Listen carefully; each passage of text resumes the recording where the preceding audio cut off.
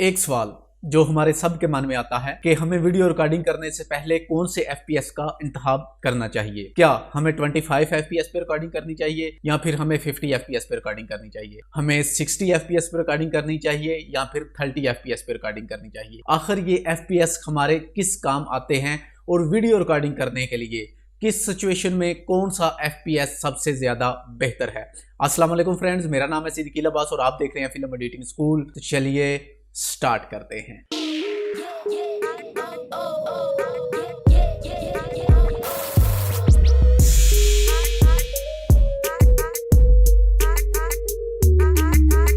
तो सबसे पहले जान लेते हैं कि आखिर में एफपीएस है क्या। एफपीएस की अगर हम फुल फॉर्म देखें तो ये बन जाता है फ्रेम पर सेकंड। अभी जो मैं वीडियो रिकॉर्डिंग कर रहा हूं ये मैं कर रहा हूं 25 एफपीएस पे। इसका मतलब कि एक सेकंड में 25 तस्वीरें हमारी कैप्चर हो रही हैं। ठीक है, बेसिकली आप जब वीडियो कैप्चर करते हैं तो वो मूवमेंट में आपकी पिक्चरें ही बन रही होती हैं, वीडियोस, और हमें वो प्रोड्यूस होकर मिलती है जो कि कैमरे में एक ऐसा प्रोग्राम किया जाता है जो कि आपकी फोटो कैप्चर करके उसको हमें वीडियो में कन्वर्ट कर देता है। तो जब आप 25 एफपीएस पे रिकॉर्डिंग करते हैं तो वहां पे एक सेकंड में हमारे कैमरे पे 25 तस्वीरें बनती हैं। तो जब हम 50 एफपीएस पे रिकॉर्डिंग करते हैं तो वहां पे एक सेकंड में हमारे कैमरे में 50 तस्वीरें बनती हैं। तो जब हम 60 या फिर 30 एफपीएस पे रिकॉर्डिंग करते हैं तो वहां पे हमारे एक सेकंड में 30 या फिर 60 तस्वीरें हमारी कैप्चर हो रही होती हैं जो कि बाद में हमें रनिंग में मिलती हैं। यहाँ पर अगर आपके पास कोई स्मार्टफोन हो या फिर आपके पास कोई कैमरा हो तो आप उसकी शटर स्पीड को हाई करके ब्रेस्ट शटर पे जहाँ पे आप रिकॉर्डिंग करते हैं तो वहाँ पर करके आप अगर रिकॉर्डिंग करेंगे एक ही मूवमेंट में आप पिक्चरें बनाते जाएं एक तरतीब से, तो बाद में आप अपनी उस टाइम लाइन पे उसको ड्रैग एंड ड्रॉप कर अगर आप देखें तो वहाँ पे आपको वो एक तरतीब में वीडियो ही नज़र आएगी। तो कैमरा भी कुछ ऐसे ही काम करता है और एफपीएस भी हमारे ऐसे ही चलते हैं। आगे हम बात करते हैं कि हमारे लिए एफपीएस कौन सा बेहतर है। अब एफपीएस को यूज़ करने के लिए मुख्तलिफ सिचुएशंस होती हैं। मिसाल के तौर पे जैसे अभी मैं यहाँ पे वीडियो रिकॉर्डिंग कर रहा हूँ तो मैं यहाँ पे कर रहा हूँ 25 एफपीएस पे, यहाँ पे मैं 50 एफपीएस पे भी रिकॉर्डिंग कर सकता था। लेकिन जब आप 50 एफपीएस पे रिकॉर्डिंग करते हैं तो वहाँ पे आपको स्लो मोशन अच्छे से मिल जाता है। अगर मैं यहाँ पे अपनी वीडियो को स्लो मोशन करता हूँ, 25 एफपीएस पे मैं अपनी वीडियो को स्लो मोशन करता हूँ तो यहाँ पे हमारी वीडियो शेक करना शुरू कर देगी। ठीक है, तो जब आप 50 फ्रेम पे रिकॉर्डिंग करेंगे तो आपकी वीडियो है जो वो शेक नहीं करेगी, क्योंकि अगर मैं इस वीडियो को 50% स्लो कर देता हूं, जब मैं इसको 50% स्लो करूंगा तो वहां पे हमारे फ्रेम बन जाएंगे एक सेकंड में 12 फ्रेम हमारे पास बच जाएंगे।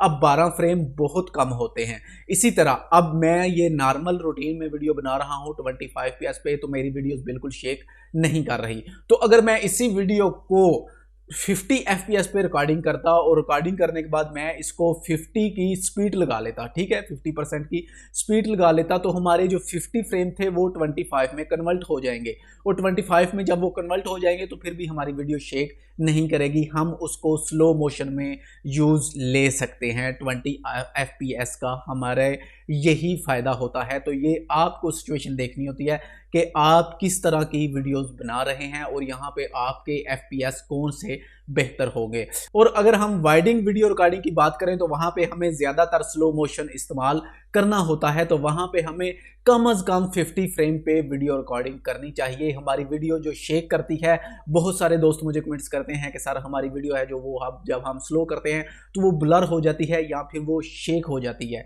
और हमारी जो वीडियो है वो फ्रेम ड्रॉप करती है। और उसके ड्रॉप करने का जो मेन रीज़न है वो यही है कि हम 25 एफपीएस पे रिकॉर्डिंग करते हैं और उसके बाद हम उसको 70 या फिर 50 की जब यहाँ पर आकर स्लो मोशन लगाते हैं तो वहाँ पे हमारी वीडियो शेक करना शुरू हो जाती है। क्योंकि डोंगल में बहुत ज़्यादा ऐसे प्रोजेक्ट हैं जिनको ऑलरेडी 50 स्पीड लगाकर उनको सेट किया गया है। ठीक है, जब आप मेन वीडियो रखते हैं मेन सीक्वेंस में तो दूसरी साइड पे जब आप आते हैं तो वहाँ पे ऑलरेडी 50 की स्पीड होती है, जिसकी वजह से आपकी वीडियो शेक करना शुरू कर देती है। अगर आप 50 एफपीएस पे रिकॉर्डिंग करेंगे तो आपकी वीडियो शेक नहीं करेगी। और दूसरी बात, 30 फ्रेम और 25 फ्रेम में क्या डिफरेंस है, इसी तरह 60 फ्रेम और 50 फ्रेम में क्या डिफरेंस है, अभी हम इस पे बात करेंगे।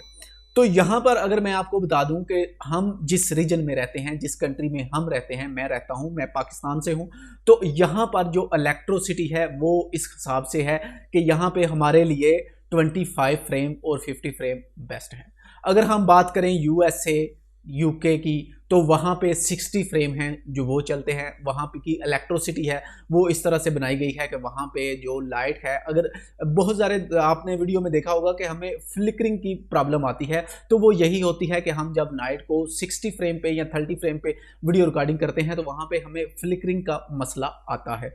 तो अगर आप आउटडोर शूट कर रहे हैं सनलाइट में, फिर तो कोई इश्यूज नहीं, आप 60 फ्रेम 30 फ्रेम पे वीडियो बना सकते हैं। लेकिन अगर आप इनडोर लाइट्स में काम कर रहे हैं, 25 और 50 फ्रेम पे ही रिकॉर्डिंग करनी है। और इसके अलावा मैं नीचे लिंक दे दूंगा डिस्क्रिप्शन में, वहां पर एक लिंक होगा, उसको जाकर आप फॉलो करें और आपको पता चल जाएगा कि कौन कौन सी कंट्री में 60 FPS यूज किया जाता है और कौन कौन सी कंट्री में आप 25 FPS यूज करते हैं।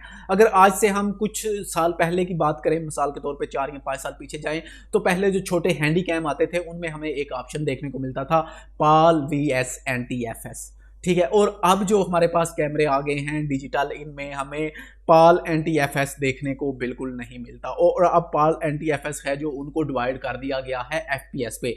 अगर हम PAL की बात करें तो इस वक्त जो 25 FPS हैं और जो 50 FPS हैं वो PAL फ्रेम हैं। अगर आप PAL पे वीडियो रिकॉर्डिंग करना चाहते हैं तो आपको 25 FPS या फिर 50 FPS पे रिकॉर्डिंग करनी होगी। अगर आप NTFS वीडियो रिकॉर्डिंग करना चाहते हैं तो वहां पे आपके लिए 30 FPS या फिर 60 FPS रिकॉर्डिंग आप कर सकते हैं। और आगे हम बात करते हैं 120 फ्रेम या फिर 100 फ्रेम की, क्योंकि काफी सारे कैमरे हैं मिररलेस जिनमें फ्रेम्स दिए गए हैं 120 या फिर 100। तो वहां पे अगर आप एक स्लो मोशन वीडियो रिकॉर्डिंग करना चाहते हैं तो आपको उस वाले फ्रेम पे ही जाना चाहिए, क्योंकि वो एक बेस्ट ऑप्शन है आपके लिए। क्योंकि अगर आप 100 फ्रेम पे रिकॉर्डिंग कर रहे हैं तो बाद में अगर आपको उसको 50% आप स्लो भी करेंगे तो आपकी वीडियो के 50 फ्रेम बाकी बच जाएंगे, आपकी जो वीडियो है वो बिल्कुल शेक नहीं करेगी। तो आई होप कि आपको पता चल गया होगा कि FPS हमारे किस काम आते हैं और FPS हमें किस सिचुएशन में कौन सा FPS इस्तेमाल करना चाहिए। जब आप फास्ट मूवमेंट में हैं तो आपको 50 FPS रिकॉर्डिंग करनी चाहिए। अगर आप एक स्लो मोशन वीडियो बनाना चाहते हैं, जैसा कि मैं स्लो मोशन से मुराद कि आप उस वीडियो को स्लो मोशन नहीं करेंगे, ठीक है, मतलब आप जैसे वीडियो बना रहे हैं वैसे ही उसको डालने वाले हैं, तो आपके लिए 25 फ्रेम भी बेस्ट है। लेकिन वाइडिंग वीडियोग्राफी के लिए आपको कम से कम 50 FPS पे काम करना चाहिए, वो आपके लिए एक बेटर ऑप्शन है स्लो मोशन के लिए। तो आई होप कि आपको इस वीडियो से पता चल गया होगा कि हमारे लिए कौन सी FPS बेहतर हैं और कौन से FPS का हमें किस सिचुएशन में इंतखाब करना चाहिए। तो वीडियो को पसंद आने की सूरत में वीडियो को लाइक करें, अपने दोस्तों के साथ शेयर करें, और अगर आप मेरे चैनल पर नए हैं तो चैनल को सब्सक्राइब करके साथ मौजूद घंटी का बटन दबा दें ताकि मेरी हर आने वाली वीडियो आपको मिल सके। तो मिलते हैं एक नेक्स्ट वीडियो के साथ, तब तक के लिए अल्लाह हाफिज।